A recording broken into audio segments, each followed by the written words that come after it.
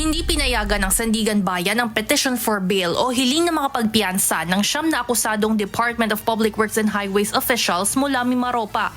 Sa resolusyong inilabas ng Sandigan Bayan 6th Division na humahawak ng kanilang kasong malversation, nakasaad dito na hindi karapat-dapat ang mga ito na mapagbigyan pansamantalang makalaya.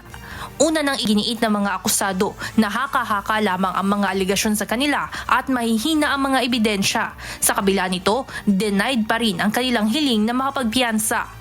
Paglilinaw ng Anti-Graft Court, ang kanilang desisyon ay hindi nangangahulugang hinuhusgahan na ang pagkakasala ng mga akusado, kundi tinukoy lamang ang bigat ng mga ebidensya upang pagpasyahan ang petisyon sa pagpapiyansa.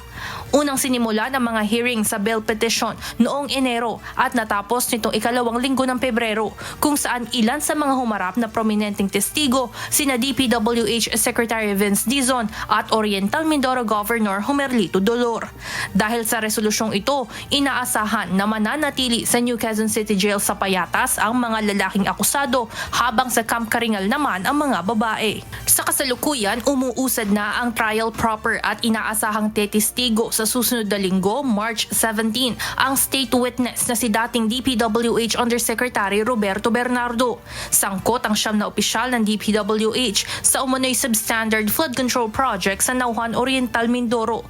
Samantala, ang kapwa-akusadong si Zaldico at iba pang tauhan ng SunWest Corporation ay nananatiling hindi pa nahuhuli o kusang sumusuko sa mga otoridad. Evan Alvarez, humahataw sa Balita Ngayon.